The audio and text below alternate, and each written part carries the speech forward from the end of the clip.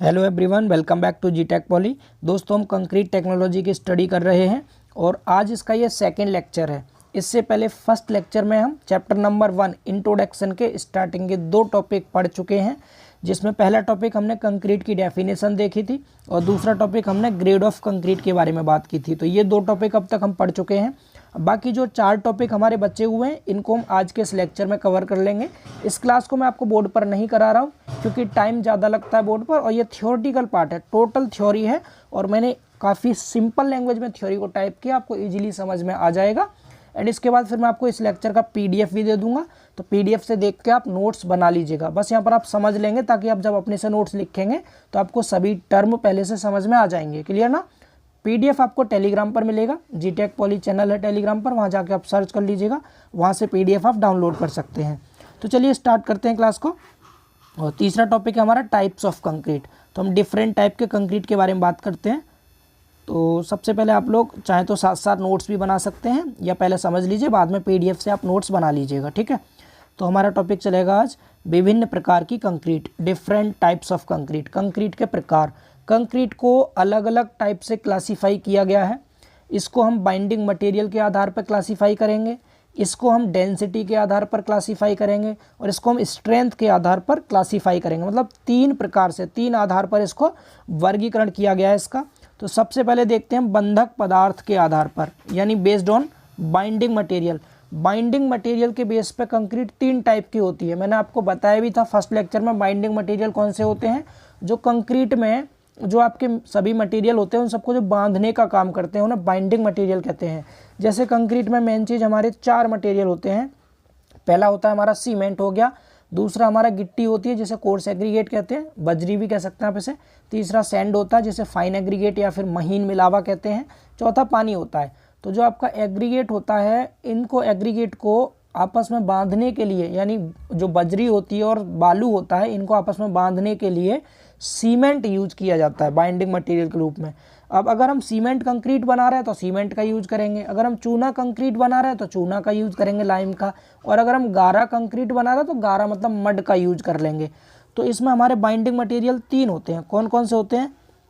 आप सब ने LCM तो पढ़ा होगा, LCM मैथ में निकालते हैं ना LCM। तो ये LCM हमारे कंक्रीट में बाइंडिंग मटेरियल होते हैं। LCM मतलब क्या हो गया? L मतलब लाइम हो गया, C मतलब सीमेंट हो गया, M मतलब मड हो गया, ठीक है। तो LCM करके आप याद रख सकते हैं कौन कौन से, लाइम कंक्रीट, सीमेंट कंक्रीट और मड कंक्रीट। इस तरह से कंक्रीट आपके 3 टाइप के होते हैं बाइंडिंग मटेरियल के आधार पर। समझ आ गया सभी को? गारा कंक्रीट, चूना कंक्रीट और सीमेंट कंक्रीट। अब इन तीनों में से सबसे ज़्यादा कौन सा यूज किया जाता है? तो आप सबने देखा भी होगा साइड पर काम होते हुए, ज़्यादातर हम क्या यूज करते हैं? सीमेंट कंक्रीट अधिकतर यूज करते हैं। क्यों करते हैं? क्योंकि सीमेंट कंक्रीट की सामर्थ्य ज़्यादा होती है। जो लाइम कंक्रीट और गारा कंक्रीट होता है ना, इनकी सामर्थ्य कम होती है। तो यहीं पे मैंने नीचे लिखा है एक लाइन में कि सीमेंट कंक्रीट के अलावा गारा कंक्रीट एंड चूना कंक्रीट का प्रयोग नगण्य रह गया है। नगण्य मतलब बिल्कुल नेग्लिजिबल यूज करते हैं इसका, क्योंकि इनकी सामर्थ्य काफ़ी कम होती है। इतना समझ आ रहा है सभी को? तो ये तो हमारा हो गया बाइंडिंग मटेरियल के बेस पर कंक्रीट के टाइप। इसके बाद डेंसिटी के आधार पर देखते हैं। डेंसिटी मतलब घनत्व के आधार पर। तो घनत्व के आधार पर हमारी जो कंक्रीट होती है दोस्तों, वो 3 टाइप की होती है, ठीक है। डेंसिटी देखिए, अब अगर आपसे कोई पूछ ले कंक्रीट की डेंसिटी कितनी होती है, तो अगर केवल कंक्रीट की बात करें वो, यानी सीमेंट कंक्रीट की बात कर रहा है, यानी CC की, अगर हम सीमेंट कंक्रीट की डेंसिटी की बात करें तो 2400 होती है। कितनी?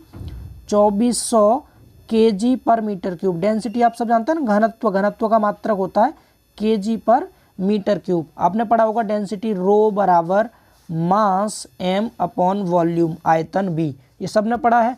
तो 1 मीटर क्यूब आयतन में डेंसिटी का जो मास होता है, मतलब उसका कंक्रीट का जो मास होता है वो कितना होता है? 2400 kg होता है।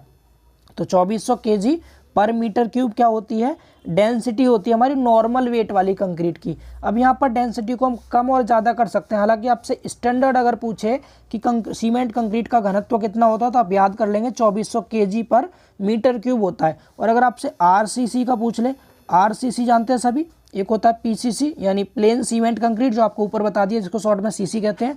दूसरा RCC होता है रेनफोर्स्ड सीमेंट कंक्रीट, जिसमें हम सरिया यूज कर लेते हैं। तो RCC का जो घनत्व होता है 2500 होता है। कितना? 2500 होता है kg पर मीटर क्यूब में, kg पर मीटर क्यूब में, ये आपको याद रखना है, ठीक है। ये 2 पॉइंट तो आपको याद करने हैं, सीसी का 2400, आरसीसी का 2500 केजी पर मीटर क्यूब डेंसिटी होती है। अब इसी हम केजी को अगर हम किलो न्यूटन में चेंज करें तो हम 100 से भाग कर देते हैं, कितने से, 100 से डिवाइड कर देंगे, तो इस तरह से आपको 24 किलो न्यूटन पर मीटर क्यूब बचता है, ठीक है। तो आप केजी पर मीटर क्यूब में लिख के आ सकते हैं, या फिर आप किलो न्यूटन पर मीटर क्यूब में भी लिख करके आ सकते हैं। तो यहाँ पर जो हमारी डेंसिटी रहेगी, वो डेंसिटी के आधार पर कंक्रीट हमारी 3 टाइप की रहेगी। एक तो नॉर्मल वेट वाली, नॉर्मल वेट कितना बताया अभी आपको, 24 किलो न्यूटन पर मीटर क्यूब। अगर केजी में लिखेंगे तो किलो न्यूटन से केजी बनाने के लिए 100 से मल्टीप्लाई कर देना, तो 2400 केजी पर मीटर क्यूब हो जाएगा, ठीक है। अगर हमें इसका वेट कम करना है, यानी लाइट वेट वाली कंक्रीट देखनी है, तो इसकी डेंसिटी कम कर देंगे, कितनी, 18 किलो न्यूटन पर मीटर क्यूब होती है लाइट वेट कंक्रीट, यानी हल्के भार वाली कंक्रीट। और 32 किलो न्यूटन पर मीटर क्यूब होती है हमारी हैवी वेट कंक्रीट, यानी ज़्यादा जो भार, अधिक भार वाली कंक्रीट होगी उसकी डेंसिटी 32 किलो न्यूटन पर मीटर क्यूब होती है। समझ पा रहे हैं। अब स्टैंडर्ड मैंने आपको बताई थी 24 किलो न्यूटन पर मीटर क्यूब कह दो, या फिर आप 2400 केजी पर मीटर क्यूब कह दो, ये होती है। अब इसके घनत्व को कम या ज़्यादा कैसे करते हैं, तो घनत्व को कम या ज़्यादा करते हैं मिलावे के कारण। मिलावा जो होता है आपका, मिलावा मतलब जो आप बालू और गिट्टी यूज कर रहे हैं, तो अगर वो गिट्टी, अब आपकी जो गिट्टी होती है ना, ग्रेवल जिसे हम कहते हैं, उसकी डेंसिटी अलग अलग होती है, अलग अलग घनत्व की आती है वो मिलावा जो होता है। तो अगर हम ज़्यादा घनत्व वाला मिलावा यूज करेंगे तो कंक्रीट की डेंसिटी आपकी अधिक हो जाएगी, और अगर हम कम डेंसिटी वाला एग्रीगेट यूज करेंगे तो डेंसिटी कम हो जाएगी। तो यहाँ पर नीचे लिखा भी है एक लाइन, आप याद कर सकते हैं, भार या घनत्व का अधिक या कम होना कंक्रीट में मिलावे के कारण होता है। किसके कारण, मिलावे के कारण, एग्रीगेट के कारण ही इसकी डेंसिटी कम या ज़्यादा होती है, ठीक है ना, समझ आ रहा है। तो आपको यहाँ पर याद क्या रखना कि घनत्व के आधार पर 3 टाइप की कंक्रीट होगी आपकी, एक साधारण भार वाली कंक्रीट, दूसरी हल्के भार वाली कंक्रीट, तीसरी अधिक भार वाली concrete. Normal weight concrete, light weight concrete और हैवी वेट कंक्रीट। याद कर लेना सभी को, तीनों की डेंसिटी। स्टैंडर्ड कितना, 24 होता है, ठीक है। अब बात करते हैं तीसरा, स्ट्रेंथ के आधार पर। अगर हम स्ट्रेंथ के आधार पर बात करें तो स्ट्रेंथ के आधार पर भी कंक्रीट के 3 ही टाइप होते हैं। कौन कौन से, एक आपकी साधारण कंक्रीट होगी, दूसरी मानक कंक्रीट, तीसरी उच्च सामर्थ्य कंक्रीट, यानी ऑर्डिनरी कंक्रीट, स्टैंडर्ड कंक्रीट और हाई स्ट्रेंथ कंक्रीट। अब ये मैंने आपको ग्रेड जब पढ़ा रहा था तो मैंने आपको ग्रेड में बताया था कि जो हमारी ऑर्डिनरी कंक्रीट होती है, साधारण कंक्रीट होती है, उसकी ग्रेड M10 से लेकर के और कहाँ तक होती है, M20 तक होती है। M10, M15 और M20, ये तीनों किस में आया था, हमारा साधारण में आया था। डेट मीन्स हम यहाँ 20 क्या लिखा होता है, इसकी करेक्टरिस्टिक स्ट्रेंथ होती है, यानी सामर्थ्य होती है। तो जिसकी सामर्थ्य 20 न्यूटन पर mm स्क्वायर से कम हो, कम का मतलब 20 होगी, 15 होगी, 10 होगी, इस तरह कम वाली, ठीक है। तो ये सब आती हैं ऑर्डिनरी कंक्रीट में। तो यहाँ पर हम न्यूटन पर mm स्क्वायर को ही क्या कहते हैं, इसको हम मेगा पास्कल भी कहते हैं। तो 20 मेगा पास्कल से जिसकी सामर्थ्य कम हो वो ऑर्डिनरी कंक्रीट होती है, और 25 से लेके 55 तक, मैंने आपको बताया था ना स्टैंडर्ड कंक्रीट का ग्रेड कितना होता है, M25 से लेकर के M25, M30, 35, इस तरह कहाँ तक, M55 तक जो आता है वो हमारा स्टैंडर्ड होता है, ठीक है, मानक कंक्रीट। तो सामर्थ्य कितनी हो जाएगी, 25 से लेके 55 मेगा पास्कल तक होगी स्टैंडर्ड कंक्रीट की सामर्थ्य। तीसरा रह गया हाई वाला, और हाई में कहाँ से कहाँ तक लेते हैं, M60 से लेकर के और M80 तक, ये क्या होती है आपकी हाई स्ट्रेंथ कंक्रीट होती है, ठीक है ना। तो इसमें हम कह देंगे क्या, 60 से लेके और 80 मेगा पास्कल तक जिसकी सामर्थ्य होगी वो हमारी हाई स्ट्रेंथ कंक्रीट होती है। इतना बताइए, सभी को समझ आ रहा है ये चीज़। तो इस तरह आपने कंक्रीट को कितने टाइप से देख लिया, 3 टाइप से देख लिया, 3 आधार पर देख लिया। किस किस के आधार पर आप देख सकते हैं सिंगल स्लाइड में। पहले आपने बंधक पदार्थ के आधार पर 3 टाइप देख लिए, गारा कंक्रीट, चूना कंक्रीट और सीमेंट कंक्रीट। LCM याद कर लेना, लाइम, सीमेंट और मड, ठीक है। तीसरा हमने डेंसिटी के आधार पर देख लिया। डेंसिटी के आधार पर भी 3 थे हमारे, नॉर्मल वेट, लाइट वेट और हैवी वेट। नॉर्मल आपका 24 होता है किलो न्यूटन पर मीटर क्यूब में, हल्का करना है तो 18, भारी करना है तो 32, ठीक है। स्ट्रेंथ के बेस पे 20 मेगा पास्कल से कम स्ट्रेंथ वाला हो जाएगा ऑर्डिनरी कंक्रीट, 25 से 55 हो जाएगा आपका स्टैंडर्ड, और 60 से लेकर 80 तक हो जाता है हाई स्ट्रेंथ कंक्रीट। तो इतना बताइए, सभी को कंक्रीट के टाइप समझ आ गए, बिल्कुल सही। अब आगे बात करते हैं अगले टॉपिक के बारे में, और अगला टॉपिक है हमारा कंक्रीट की प्रॉपर्टीज़ कौन कौन सी होती हैं, ठीक है। अब कंक्रीट की प्रॉपर्टीज़ के बारे में बात कर लेते हैं। तो कंक्रीट की जो प्रॉपर्टी होती हैं दोस्तों, वो अलग अलग टाइप से मतलब डिफाइन की गई हैं। एक तो जब कंक्रीट हमारी प्लास्टिक स्टेट में होगी, प्लास्टिक जानते हैं, जब आपने कंक्रीट बनाई है, बिल्कुल ताज़ा ताज़ा कंक्रीट बन के तैयार हुई है, गीली कंक्रीट है, कहने का मतलब प्लास्टिक से मतलब है आप उसको कोई भी आकृति दे सकते हैं, कोई भी आकार दे सकते हैं, कोई भी शेप दे सकते हैं। अगर आप उसको ईंट के शेप में देना चाहें ईंट बना सकते हैं उसकी, कोई आपको टाइल बनानी है टाइल की फॉर्म में कन्वर्ट कर सकते हैं आप उसको। अगर आपको कोई भी शेप देनी है, आपको सर्कुलर बनाना सर्कुलर बना दीजिए, सर्कुलर सांचे में डाल के, रेक्टेंगल बनाना रेक्टेंगल बना दीजिए। तो ऐसी स्टेट को प्लास्टिक स्टेट कहते हैं, जिस स्टेट में कंक्रीट को किसी भी आकार में ढाला जा सकता है। इतना समझ आ रहा है सभी को। अब इसके बाद बात करते हैं इसकी प्रॉपर्टी कौन कौन सी होंगी। प्लास्टिक स्टेट समझ गए ना, प्लास्टिक अवस्था क्या होती है इसकी। तो प्लास्टिक स्टेट में जो कंक्रीट होती है हमारी कितने टाइप की होती है आपकी, मतलब कितने गुण होते हैं, 3 गुण होते हैं इसमें। कौन कौन से गुण होंगे, पहला होता है सुकार्यता, जिसको हम वर्केबिलिटी कहते हैं। वर्क एबिलिटी मतलब सु मतलब अच्छा, कार्य मतलब कार्य करने में, ऐसी कंक्रीट जिस पर कार्य अच्छे प्रकार से किया जा सके उसे सुकार्यता कहते हैं। समझ पा रहे हैं, मतलब आप उसको अच्छे से कहीं भी फैला सकें। जैसे हमें छत बनानी है तो स्लैब पर अगर हम कंक्रीट डाल रहे हैं तो उसको आराम से हम क्या कर सकें, काम करने में जीरा सूखी ना रहे कंक्रीट, मतलब गीली हो, ठीक है, सुकार्य रहे कंक्रीट। तो यहाँ पर क्या मतलब हो गया, सुकार्यता से तात्पर्य होता है कंक्रीट का कार्यस्थल पर सुगमता से प्रयोग किया जाना। मतलब अच्छे ढंग से अगर हम कंक्रीट का यूज कर ले रहे हैं, इजीली उस पर कार्य कर ले रहे हैं, तो उसको कहते हैं सुकार्यता। तो अच्छी कंक्रीट जो होती है वो सुकार्य होनी चाहिए, ये गुण होता है। कंक्रीट का पहला गुण क्या हो गया, सुकार्यता हो गया। सुकार्यता से मतलब क्या कि कंक्रीट पर हम अच्छे से कार्य कर सकें, यानी अच्छी जो कंक्रीट होती है उसकी सुकार्यता अच्छी होनी चाहिए, ये आपको पहला गुण हो गया। दूसरा पृथक्करण यानी सेग्रीगेशन, ये मैं आपको पूरा डिटेल में पढ़ाऊंगा आगे, चैप्टर बोर्ड पे समझाऊंगा इनको कि सेग्रीगेशन क्या होता है, वर्केबिलिटी क्या होता है, ब्लीडिंग क्या होता है, पूरा एक चैप्टर है वर्केबिलिटी नाम से, वहाँ भी डिटेल में पढ़ेंगे। यहाँ सिर्फ प्रॉपर्टी जान लेते हैं बेसिक कौन सी होती है। तो सेग्रीगेशन का मतलब क्या है, पृथक मतलब होता है अलग हो जाना है, सेग्रीगेट यानी सेपरेट हो जाना। तो यहाँ कह देंगे पृथक्करण होने पर कंक्रीट में जो मिलावे के कण होते हैं ना, मिलावे के कण वो अलग अलग हो जाते हैं। मतलब एग्रीगेट होते हैं ना, ये आपका ग्रेवल होता है और सैंड होता है, गिट्टी और बालू जो होते हैं वो अगर अलग अलग हो जा रहे हैं तो उसको कहते हैं हम क्या, पृथक्करण हो रही है कंक्रीट। तो क्या आप चाहेंगे आपकी कंक्रीट में सेग्रीगेशन हो, पृथक्करण हो? बिल्कुल नहीं चाहेंगे। अगर कंक्रीट के पार्टिकल ही सब अलग अलग हो गए तो उसकी सामर्थ्य कैसे आएगी फिर।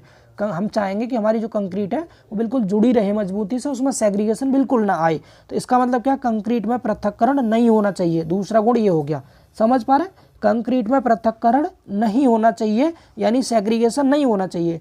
तीसरा क्या है हमारे यहाँ पर, तीसरा है निस्रवण। निस्रवण मतलब क्या होता है हमारा, निस्रवण को कहते हैं हम इंग्लिश में ब्लीडिंग।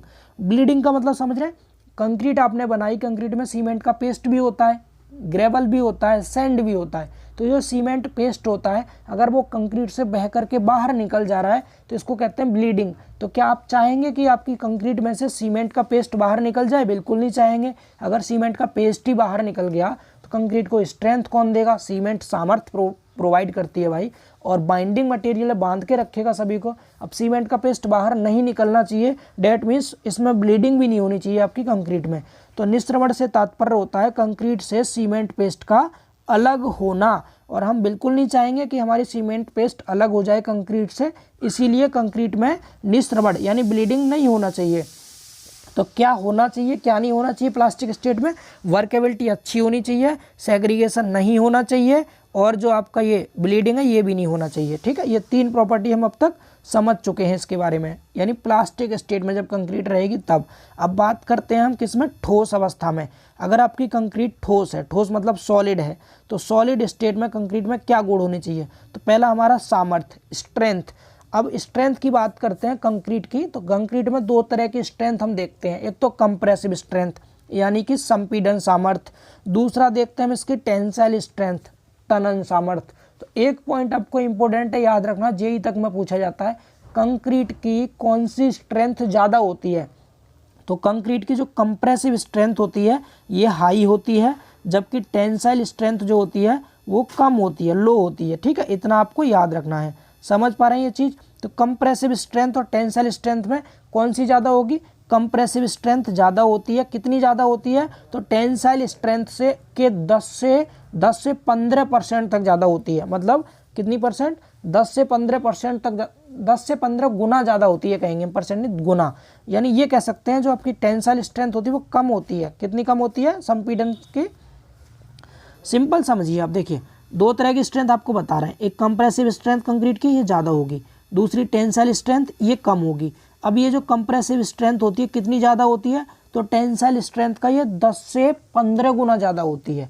10 से 15 गुना ज़्यादा होने का मतलब ये है कि टेंसाइल स्ट्रेंथ जो होगी ना, अगर इसकी कंप्रेसिव स्ट्रेंथ कंक्रीट की ज़्यादा है तो टेंसाइल स्ट्रेंथ उसका केवल 10 से 15% ही होगा। जैसे मैंने कह दिया अगर कंक्रीट की जो स्ट्रेंथ है मेरी कितनी है, मैंने कह दिया 100 MPa है, मान लो सपोज मैंने 100 मेगापास्कल कह दिया, ठीक है, कंप्रेसिव स्ट्रेंथ कंक्रीट की, तो टेंसाइल स्ट्रेंथ कितनी होगी, केवल इसका 10 या 15% ही होगी, यानी 10 कह दो, 10 MPa कह दो आप, या फिर 15 MPa कह दो। तो 10 से 15 मेगापास्कल होती है केवल टेंसाइल स्ट्रेंथ, अगर कंप्रेसिव स्ट्रेंथ 100 MPa है तो हम ये कह सकते हैं क्या कि कंक्रीट की जो टेंसाइल स्ट्रेंथ होती है वो कंप्रेसिव स्ट्रेंथ का केवल 10 से 15% ही होती है, कंप्रेसिव स्ट्रेंथ इसकी ज़्यादा होती है, ठीक है। तो ये यहाँ लिखा हुआ है, कंक्रीट की सामर्थ्य से तात्पर्य इसकी संपीड़न सामर्थ्य से है। संपीड़न मतलब कंप्रेसिव स्ट्रेंथ से है, क्योंकि कंक्रीट की तनन सामर्थ्य संपीड़न सामर्थ्य का मात्र 10 से 15% ही होती है। कितनी होती है, याद रखेंगे,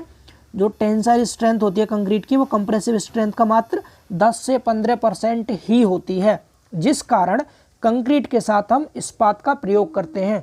आपने देखा होगा जब हम छत बनाते हैं या बीम बनाते हैं कोई भी, तो उस केस में हम क्या करते हैं, कंक्रीट से पहले उसमें हम रेनफोर्समेंट भी प्रोवाइड करते हैं। आपने देखा पहले हम छत, जब अब आपने कभी देखा होगा आपकी बीम बनती है या छत बनती है तो उसमें पहले हम क्या करते हैं, सरिया डालते हैं स्टील की, ऐसे स्टील की बार्स डाल लेते हैं, और स्टील की बार डालने के बाद हम क्या करते हैं, पहले ऐसे जैसे हमने बीम बनानी है, सपोज ये बीम बनाएंगे तो हम इस तरह से क्या करेंगे, अपनी स्टील की छड़ें डाल लेंगे इसमें। ये हमने स्टील की छड़ डाल दी इसमें, अब इसके बाद कंक्रीट भरते हैं इसमें। तो हम स्टील की छड़ क्यों डालते हैं, क्योंकि हमने देख लिया जो हमारी कंक्रीट होती है ना वो टेंशन में कमज़ोर होती है, और स्टील की टेंसाइल स्ट्रेंथ बहुत ज़्यादा होती है। जो हमारा स्टील होता है, इस्पात होता है, उसकी टेंसाइल स्ट्रेंथ ज़्यादा होती है।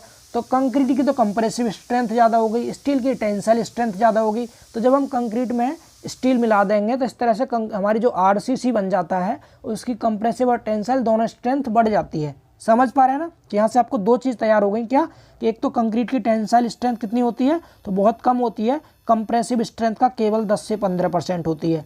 दूसरा आप ये समझ गए कि हमें टेंसाइल स्ट्रेंथ को अगर बढ़ाना हो तो हम क्या करेंगे, हम उसमें स्टील मिला देंगे, इस्पात डाल देंगे। इस्पात, स्टील क्यों मिलाते हैं, क्योंकि स्टील की हमारी टेंसाइल स्ट्रेंथ बहुत ज़्यादा होती है इस्पात की।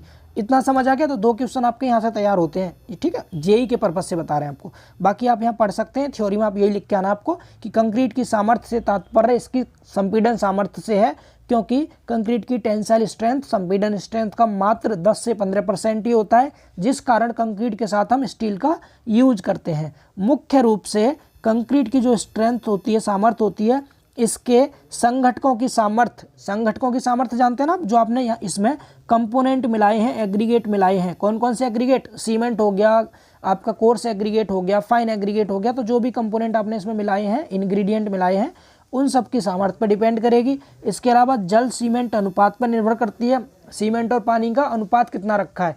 सीमेंट पानी का रेशियो कम रखेंगे तो स्ट्रेंथ ज़्यादा रहेगी, अपने ज़्यादा पानी मिला दिया तो सामर्थ्य कम हो जाएगी, ठीक है। तीसरा आपका संघटकों का अनुपातन। अनुपातन से मतलब क्या है, जो आप रेशियो यूज कर रहे हैं, जो आपने सीमेंट का, बालू का, गिट्टी का, इन सब का रेशियो यूज किया है, उसके रेशियो पे डिपेंड करेगी, ठीक है ना, ग्रेड के हिसाब से कह सकते हैं हम। और तीसरा हम कंक्रीट की कुटाई पर, यानी कितने अच्छे से उसको कंपैक्ट किया है आपने, दबाया कितने अच्छे से है, और कंक्रीट की तराई पर, इन सब पर निर्भर करती है कंक्रीट की सामर्थ्य। मैंने काफ़ी देर तक डिटेल में समझाने की कोशिश की है, उसके बाद आप इसको लिख करके और याद कर लीजिएगा, आपको स्ट्रेंथ अच्छे से क्लियर हो जाएगा, ठीक है। अगला बात करते हैं टिकाऊपन, ड्यूरेबिलिटी। तो कंक्रीट आपकी ड्यूरेबल होनी चाहिए या नहीं होनी चाहिए, तो बिल्कुल ड्यूरेबल होनी चाहिए हमारी कंक्रीट, ठीक है, वो अच्छा गुण होगा अगर ड्यूरेबिलिटी होगी कंक्रीट की। तो ड्यूरेबिलिटी से मतलब है टिकाऊपन, कंक्रीट हमारी टिकाऊ हो। तो यहाँ लिखा है कंक्रीट का शीघ्र अपघटन ना हो। अपघटन मतलब हो गया उसका कंपोजिशन ना हो, वो टूटे ना, विघटित ना हो, तो इसके लिए कंक्रीट का टिकाऊ होना अत्यंत आवश्यक है। मतलब कंक्रीट हमारी ड्यूरेबल होनी चाहिए। अगला है इम्परमिएबल। इम्परमिएबल मतलब होता है अप्रवेश्यता। अप्रवेश्यता का मतलब कंक्रीट के अंदर पानी ना घुसे बाद में। जैसे कंक्रीट आपकी ठोस हो गई बन करके, तो उसके अंदर अब पानी प्रवेश नहीं करना चाहिए।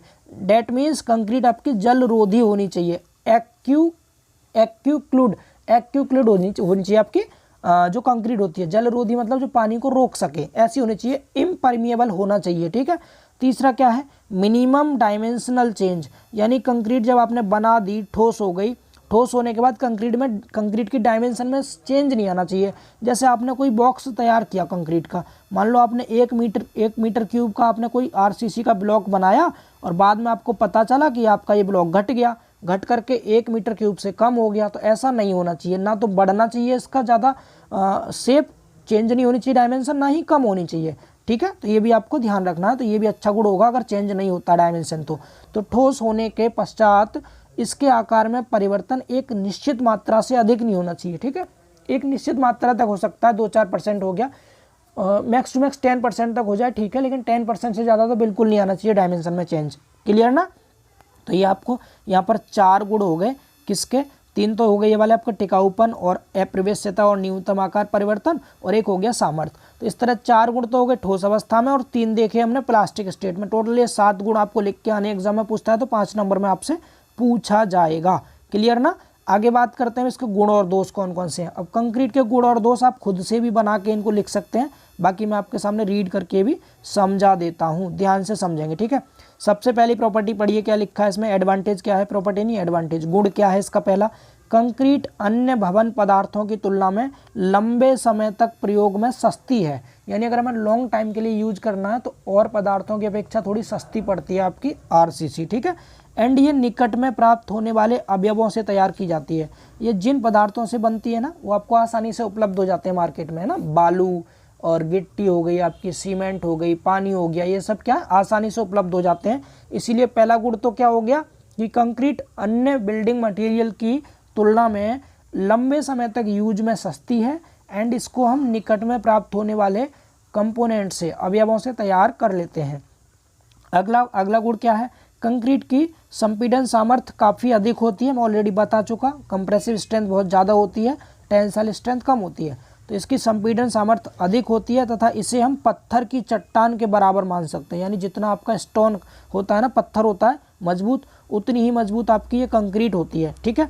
एंड तीसरा, इसका जो क्षय होता है वो भी नहीं होता। क्षय मतलब इसमें से जो जैसे कंक्रीट झरने लग गया आपका तो वो झरता नहीं है। जैसे कई बार देखा होगा, मैं ईंट देखी होगी, ईंट अगर एक लंबे समय के बाद ईंटों में क्या होता है, झरने लग जाती है ईंट, उसमें से लाल लाल आपका वो मटेरियल निकल के गिरने लग जाता है झरके ना, लेकिन इसमें ऐसा नहीं होता है कंक्रीट में, ठीक है। और ये मौसम के प्रभाव से भी खराब नहीं होती है, तो इसलिए ये भी इनके गुण हो गए। 2 गुण हो गए, इनको लिख के रीड करना पड़ेगा, इसमें और कुछ खास समझाने का है नहीं, पढ़ के ही आप इजीली समझ सकते हैं, रिलेट कर लेना बस आरसीसी के किसी भी स्ट्रक्चर से। तीसरा है, इसका उत्पादन सरलता से किया जा सकता है, यानी हम इसका उत्पादन बहुत आसानी से कर सकते हैं, इसको उत्पन्न आसानी से कर सकते हैं। साइट पर ही इसको बना लेते हैं हम, सैंड लाते हैं, ग्रेवल लाते हैं, पानी सीमेंट मिला के इसको इजीली उत्पन्न किया जा सकता है, ठीक है। जैसे ईंट, स्टील, प्लास्टिक सभी पदार्थों के निर्माण से इसका निर्माण सरल पड़ता है। अगर आप ईंट बनते देखी होगी आपने, भट्टा वगैरह में बनती है, पहले उसको मिट्टी से तैयार करते हैं, मिट्टी से तैयार करके फिर उसको चिमनियों में पकाया जाता है, पका करके तब कहीं जाके हमें प्राप्त होती है। वहीं आपकी कंक्रीट क्या होती है, सारे मटेरियल ला के मिक्सचर मशीन में डाल दो, तुरंत तैयार हो जाती है, ठीक है। स्टील बनाते हैं, स्टील की मैन्युफैक्चरिंग फैक्ट्रियों में होती है, बड़ी बड़ी फैक्ट्रियों में। और प्लास्टिक बनता है तो इसमें बहुत ज़्यादा दिक्कत आती है, लेकिन इसको कंक्रीट को हम सरलता से इजीली बना सकते हैं, ये भी इसका एक अच्छा गुण है। तीसरा गुण क्या है, इसे सुगट्टे अवस्था में किसी भी आकार या फिर माप में ढाला जा सकता है। अगर ये आपका सुगट्टे मतलब होता है प्लास्टिक, अगर ये प्लास्टिक स्टेट में होगी आपकी कंक्रीट तो इसको हम इजीली किसी भी शेप में ढाल सकते हैं, है ना। सर्कुलर बॉक्स में डालेंगे आप, सर्कल बन जाएगा इसका। अगर आप किसी आयताकार बर्तन में रखेंगे तो उसका शेप ले लेगा, तो इजीली इसको किसी भी शेप में हम डाल सकते हैं। इसकी ढलाई में प्रयुक्त तख्ताबंदी मतलब होता है फॉर्मवर्क, यानी जो हम सेटरिंग लगाते हैं उस सेटरिंग को फिर दूसरे कार्यों में भी लाया जा सकता है। जैसे आपने छत पड़ते देखिए, छत स्लैब, अगर किसी के घर पे स्लैब पड़ती है तो वो अपना सेटरिंग का सामान लेके आते हैं, फॉर्मवर्क लेके आते हैं ना, तो वो फॉर्मवर्क एक जैसे आपकी कंक्रीट की स्लैब पक जाती है, पूरी तरह तैयार हो जाती है अच्छे से, मतलब वो स्ट्रेंथ गेन कर लेती है स्लैब, तो उसके बाद उसको हटा देते हैं, हटा के फिर कहीं और यूज में ले लेते हैं। तो जो फॉर्मवर्क होता है इसके नीचे जो यूज करते हैं वो ख़राब नहीं होता, उसको कहीं और भी यूज में लिया जा सकता है, और कंक्रीट को हम किसी भी शेप में आसानी से ढाल सकते हैं। ये चौथा गुण हो गया। 5वीं प्रॉपर्टी क्या है इसकी, यह है संपीड़न में अत्यंत ठोस है।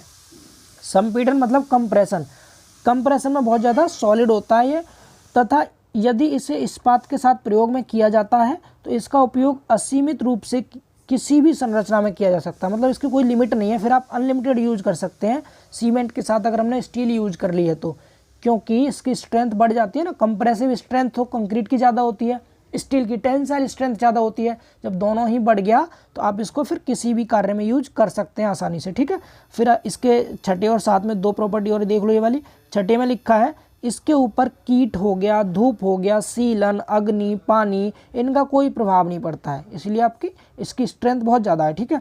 इसकी आयु अत्यधिक है तथा इसके अनुरक्षण पर भी ज़्यादा खर्च नहीं होता है, ठीक है। इसका मेंटेनेंस भी बहुत सस्ता है और क्या नाम है, इसकी आयु बहुत ज़्यादा होगी, कंक्रीट को हम बहुत लंबे समय तक यूज कर सकते हैं।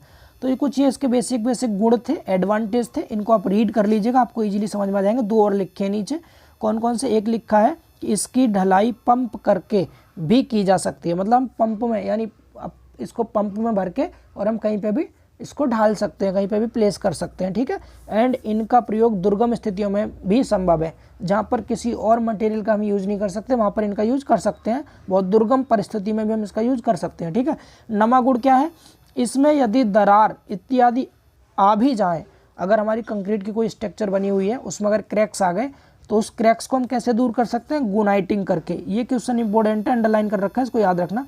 गुनाइटिंग का मतलब क्या होता है, गुनाइटिंग मतलब आपने क्रैक्स देखे, कभी क्रैक्स आपकी दीवार में कोई क्रैक पड़ जाते हैं तो उसमें हम सीमेंट का पेस्ट भर देते हैं अंदर, तो सीमेंट का जो पेस्ट भर रहे हैं ना हम, उसी को कहते हैं गुनाइटिंग। समझ पा रहे हैं ना, गुनाइटिंग कर देते हैं इसमें। इतना क्लियर हुआ। इसके बाद ये गुण हो गया, अब दोष हैं इसके कुछ, इन दोष को भी रीड कर लेंगे हम, तो ये रीड करने से याद हो जाएंगे, बहुत आसान है, कुछ ज़्यादा खास है नहीं इसमें, बस खत्म होने वाला चैप्टर आपका ये। इसमें है, पहला है कंक्रीट की तनन सामर्थ्य काफ़ी कम है, ऑलरेडी हम बता चुके हैं, अतः इसमें दरार आने की संभावना रहती है। ये दोष बता रहे हैं हम इसका। अगर हमने इसमें स्टील यूज नहीं किया है ना, केवल कंक्रीट यूज कर रखा है, तो हमें पता है कंक्रीट की टेंसाइल स्ट्रेंथ कम होती है, तो इसमें हमारे दरार आने की संभावना रहती है, और इसमें तन्यता भी कम होती है। तन्यता मतलब डक्टिलिटी कम होती है। कंक्रीट एक ब्रिटिल मटेरियल होता है, भंगुर पदार्थ होता है, मैंने आपको सोम के लेक्चर में पढ़ाया था। ब्रिटिल और डक्टाइल मटेरियल क्या होते हैं, डक्टाइल मतलब जो पहले लंबाई बढ़ जाती है टूटने से पहले, लेकिन कंक्रीट अगर टूटेगी तो टूटने से पहले इसकी लंबाई नहीं बढ़ती, मतलब ये डक्टाइल नहीं है, जब टूटेगी तो अचानक से ही टूटेगी। इसीलिए ये अगर इसमें स्टील यूज नहीं किया है आपने तो आपकी स्ट्रक्चर बहुत खतरनाक रहती है। कई बार केवल बिना स्टील के अगर आपने यूज कर लिया ना कंक्रीट को, तो तुरंत नीचे टूट के गिर जाएगी और उसके नीचे जो भी होगा वो दब जाएगा। इसीलिए कंक्रीट के साथ स्टील यूज करने से क्या होता है, स्टील एक डक्टाइल मटेरियल है, उसकी डक्टिलिटी ज़्यादा होती है, तो उसको यूज करने से टूटने से पहले इसमें जो क्रैक्स आ जाएंगे, दरार पड़ जाएंगी ना, तो वो वार्निंग दे देगी स्ट्रक्चर टूट सकती है, तो उसके बाद इंसान या कोई भी होगा तो बाहर निकल जाएगा स्ट्रक्चर के नीचे से। समझ पा रहे हैं ना। तो ये यहाँ पर लिखा हुआ है, कंक्रीट की तनन सामर्थ्य काफ़ी कम है, अतः इसमें क्रैक्स आने की संभावना रहती है। इसमें तन्यता भी कम पाई जाती है, अतः भूकंप में इस्पात के मुकाबले कमज़ोर पाई जाती है। स्टील अगर नहीं यूज़ किया तो कमज़ोर रहेगी, भूकंप आ गया तो पूरी स्ट्रक्चर तक गिर जाती है। और अगर आपने स्टील यूज़ कर रखा है तो आपकी स्ट्रक्चर तुरंत नहीं टूटेगी, क्योंकि उसकी टेंसाइल स्ट्रेंथ बढ़ जाएगी, डक्टिलिटी बढ़ जाएगी, ठीक है। ये पहला दोष था इसका।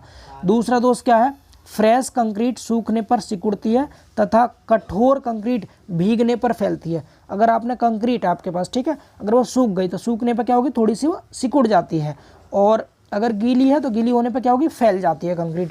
तो इसके लिए हम क्या करते हैं, भवनों में हमें संकुचन जोड़, यानी जोड़ मतलब होता है जॉइंट, हमें कॉन्ट्रैक्शन जॉइंट छोड़े जाते हैं। आपने देखा हो कई बार आपका फ्लोर फर्श बनता है तो फर्श में बीच बीच में हम कांच के शीशे डाल देते हैं बीच बीच में, आपने देखा हो स्केल जैसे पैमाना होता है ना, वैसे स्केल टाइप से फर्श में बीच में क्यों डाले जाते हैं वो आपके, ताकि कंक्रीट जब सूख जाए तो उसमें संकुचन हो तो वहाँ जॉइंट रहेगा आपका कंस्ट्रक्शन जॉइंट, तो उसकी वजह से उसमें श्रिंकेज नहीं आएगा, बहुत ज़्यादा सिकुड़ेगी नहीं वो, एंड फैलेगी भी नहीं बहुत ज़्यादा। तो बीच में हम क्या करते हैं उसके लिए हमें संकुचन जोड़ डालने की आवश्यकता पड़ती है, जिससे हम इसकी दरार को रोक सकें। अगर पूरा फर्श बना हुआ बीच में आपने कहीं पे उसमें कोई ऐसे जॉइंट नहीं डाला, जॉइंट का मतलब बीच में हम शीशे भर देते हैं, देखा होगा आपने कई बार फर्श पे, ठीक है।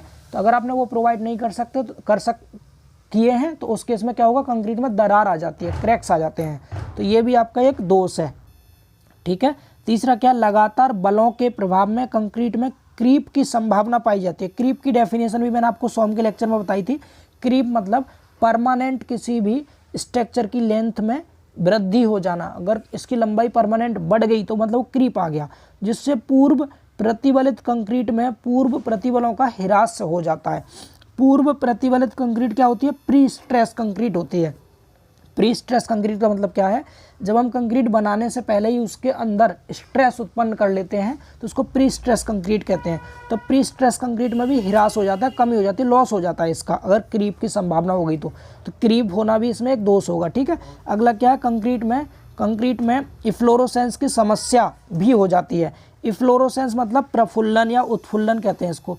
इफ्लोरोसेंस समझते हैं किसे कहते हैं, जैसे आपने कई बार देखा होगा दीवार पर जो सीमेंट बनी होती है, सीमेंट की कोई दीवार है, उसके अंदर वाइट और ग्रे कलर के वो धब्बे बन जाते हैं, धब्बे सफ़ेद सफ़ेद से धब्बे दिखाई देने लग जाते हैं, तो उसको हम इफ्लोरोसेंस कहते हैं। तो कंक्रीट में भी इफ्लोरोसेंस की समस्या उत्पन्न हो जाती है। और इफ्लोरोसेंस होता किसके कारण है, जो कंक्रीट में आपने सीमेंट यूज की है ना, उस सीमेंट में जो आपका सल्फर होता है ना, उसके कारण इसमें क्या जाएगा, एक तरह हम कह सकते हैं सल्फर भी ना कह के एल्कलीज बोल सकते हैं, एल्कलीज। ठीक है, सल्फर नहीं एल्कलीज, सॉरी एल्कलीज जो होते हैं, एल्कलीज के कारण इफ्लोरोसेंस आता है इसमें। मैं आपको सीमेंट में पढ़ाऊंगा आगे, तो सीमेंट में कुछ एल्कलीज होते हैं हमारे क्षारीय पदार्थ, उनके कारण इसमें इफ्लोरोसेंस आ जाता है, प्रफुल्लन आ जाता है, सफ़ेद सफ़ेद धब्बे जैसे बन जाते हैं कंक्रीट की स्ट्रक्चर के ऊपर, उसे हम इफ्लोरोसेंस कहते हैं। ठीक है, तो यह है पूर्णतः अपारगम में नहीं होती, अगर इफ्लोरोसेंस आ गए तो ये इम्परमिएबल नहीं होगा, इसके अंदर पानी आ सकता है फिर। ठीक है, इसके बाद छठा दोष क्या है, कंक्रीट में क्षार और सल्फेट के प्रभाव से नुकसान होता है। मैं जिस क्षार की बात कर रहा था वो यही क्षार है आपके, ठीक है, एल्कलीज, तो इनके कारण नुकसान हो जाता है। आगे क्या आपका सातवां, कंक्रीट की संरचनाओं का भार स्टील की संरचना की तुलना में काफ़ी अधिक होता है, वेट बहुत ज़्यादा रहता है आपका कंक्रीट का स्टील के स्ट्रक्चर की तुलना में, तो ये भी एक दोष है ना, भारी स्ट्रक्चर रहेंगे बहुत ज़्यादा। कंक्रीट की मरम्मत काफ़ी कठिन हो जाएगी और इसका कबाड़ी मूल्य 0 होता है, स्क्रैप वैल्यू 0 होती है इसकी, ये भी आपका जेईई में पूछेगा क्वेश्चन है। कंक्रीट का जो कबाड़ी मूल्य होता है क्या होता है, 0, मतलब अगर कंक्रीट की स्ट्रक्चर कोई टूट गई आपकी, फिर उसे आप कबाड़ में नहीं बेच सकते, वो बर्बाद ही समझो, केवल स्टील निकाल के भले ही बेच दें आप, बाकी जो आपकी कंक्रीट है केवल कंक्रीट बेकार हो गई। आरसीसी के स्ट्रक्चर में फिर भी आपकी स्टील बेच जाती है, बेच सकते हैं आप उसे, लेकिन कंक्रीट को नहीं बेच सकते, कोई नहीं खरीदेगा आपकी वेस्ट कंक्रीट को, तो उसकी स्क्रैप जो वैल्यू होती है, कबाड़ मूल्य जो होता है वो 0 होता है। इतना समझ आ रहा है सभी को, क्लियर हुआ। अब आपके यहाँ पर एक लास्ट हेडिंग और है, इस लास्ट हेडिंग को और देख लेते हैं हम, ये क्या है, अन्य पदार्थों की तुलना में कंक्रीट को वरीयता के कारण, समझिए। तो पहला पॉइंट यहाँ पर लिखा हुआ है, थोड़ा हिंदी में है कंटेंट, ध्यान से समझिएगा। हालांकि ये जो पॉइंट है इन्हें मैं आपको रीड करके समझा रहा हूँ, इसके अलावा आप खुद से भी लिख सकते हैं कि हम अन्य बिल्डिंग मटेरियल की तुलना में कंक्रीट को ही ज़्यादा प्रेफर क्यों करते हैं, कंक्रीट का यूज ही क्यों करते हैं। खुद से बना के भी आप लिख सकते हैं, थ्योरी पार्ट है, अगर एग्जाम में पूछता है तो। फिर भी एक बार मैं आपको रीड कर देता हूँ, इन्हें आप लिख करके एक बार याद करेंगे तो अच्छे से याद हो जाएंगे। ठीक है, इनमें समझाने वाला ऐसा कुछ खास है नहीं, फिर भी हम पढ़ लेते हैं। तो पहला पॉइंट लिखा है इसमें, कंक्रीट की तुलना में अन्य निर्माण पदार्थों के प्रयोग में कहीं ना कहीं कठिनाई आ रही है। यानी हम कंक्रीट के अलावा अगर और कोई भी बिल्डिंग मटेरियल यूज करें तो उसमें बहुत ज़्यादा प्रॉब्लम्स आ रही हैं, बहुत कठिनाइयाँ आ रही हैं। क्यों आ रही है कठिनाइयाँ, क्योंकि जैसे लकड़ी के ज़्यादा प्रयोग से जंगल कम हो रहे हैं, जिससे पर्यावरण पर गलत प्रभाव पड़ रहा है। मतलब अगर हम लकड़ी का यूज करने लग जाएं तो लकड़ी के यूज़ से क्या होगा, जंगल काटने पड़ेंगे आपको, और जंगल काटेंगे तो उससे इन्वायरमेंट इफेक्टिव होगा बहुत ज़्यादा। तो ये भी एक तरह से, इसीलिए हम लकड़ी का यूज़ ना करके कंक्रीट का ज़्यादा यूज़ कर लेते हैं। दूसरा और क्या है, अगर हम स्टील की बात करें तो इस्पात जो होता है आपका, स्टील महंगा है और इसके निर्माण से भी प्रदूषण फैलता है। जब स्टील का निर्माण करते हैं, मैन्युफैक्चरिंग होती है स्टील की, तो वहाँ पे भी उससे भी बहुत ज़्यादा पॉल्यूशन होता है। परंतु कंक्रीट के सभी संघटक, यानी कंक्रीट किस किस से मिलता है, सीमेंट, बालू, गिट्टी, सभी स्थानों पर आसानी से मिल जाते हैं। और सबसे अच्छी बात है कि इनसे कोई पॉल्यूशन भी नहीं होता है। ठीक है, वर्तमान में तैयार कंक्रीट का प्रचलन बढ़ गया है। यानी वर्तमान में जो हम कंक्रीट बना रहे हैं इसका प्रचलन बहुत ज़्यादा हो गया, कंक्रीट का यूज हम ज़्यादा कर रहे हैं। ठीक है, एक तो कारण ये हो गया कि अगर हम लकड़ी का यूज़ करेंगे तो उससे क्या होगा, लकड़ी कटने से जंगल में लकड़ी की कमी हो जाएगी, उससे पर्यावरण आपका प्रभावित होगा बहुत ज़्यादा। अगर हम स्टील का निर्माण करेंगे तो स्टील में क्या होता है, स्टील की मैन्युफैक्चरिंग फैक्ट्रियों में होती है, इसका मतलब वहाँ पर बहुत ज़्यादा पॉल्यूशन हो जाएगा, वहाँ भी प्रदूषण होगा। तो इसीलिए कंक्रीट में ऐसा कुछ नहीं है, कंक्रीट आपका आसानी से उपलब्ध हो जाता है। कंक्रीट जिन जिन पदार्थों से मिलकर बना है वे सभी पदार्थ आसानी से हर जगह आपको उपलब्ध हो जाएंगे, तो इसलिए हम कंक्रीट का ज़्यादा यूज करते हैं। दूसरा कारण देखिए, दूसरा कारण है कंक्रीट की जो इमारतें होती हैं या फिर अन्य संरचनाएं अन्य निर्माण पदार्थों के मुकाबले सस्ती होती है। कंक्रीट हमें थोड़ा सस्ता पड़ जाता है और इन्हें कहीं दूर से भी नहीं लाना पड़ता, ये हमें आसानी से आसपास ही उपलब्ध हो जाते हैं। इसलिए हमारा ट्रांसपोर्टेशन का खर्चा भी बचता है, यानी परिवहन का खर्चा भी बचता है, इसलिए हम इसको यूज़ कर लेते हैं। और क्या रीज़न है इसके, और देख लीजिए। तीसरा रीज़न देखिए हम कंक्रीट का यूज़ क्यों करते हैं। अगर हम स्टील एवं जो प्रकास्ट होती है उनका यूज़ करें तो हमें उन पर क्या करना पड़ता है, उन पर पेंट करना पड़ता है। इस्पात तक हमारा स्टील भी ख़राब हो जाता है, जंग लग जाता है उस पर, लकड़ी है उस पर घुन लगने लग जाता है अगर हम उस पर पेंट ना करें तो इस्पात एवं प्रकास्ट पर पेंट इत्यादि कराना पड़ता है जिससे उनमें क्षय ना हो तथा दीमक इत्यादि से बचा जा सके। परंतु कंक्रीट में ऐसी कोई भी आवश्यकता नहीं होती, इसीलिए कंक्रीट का यूज हमारा ज़्यादा बढ़ रहा है आजकल। क्योंकि लकड़ी में आपने देखा होगा अगर हम लकड़ी का यूज बिना पेंट के कर लें तो उसमें घुन लग जाता है, ठीक है, दीमक लग जाती है। ऐसे ही अगर हम बात करें स्टील की तो स्टील पर भी जंग लग जाती है, इसलिए उस पर भी पेंट करना पड़ता है। बट कंक्रीट पर पेंट करने की कोई आवश्यकता नहीं है। कंक्रीट आप नॉर्मली छोड़ सकते हैं वातावरण में खुला हुआ, तो उस पर कोई बहुत ज़्यादा इफेक्ट नहीं पड़ता इन्वायरमेंट का, ठीक। इसी तरह आप चौथा पॉइंट पढ़िए, सीमेंट कंक्रीट की जो संरचनाएं होती हैं अन्य संरचनाओं की तुलना में आकर्षक और सुंदर लगती हैं, ठीक है। ये आप खुद से भी लिख सकते थे, बहुत बड़ी बात नहीं है।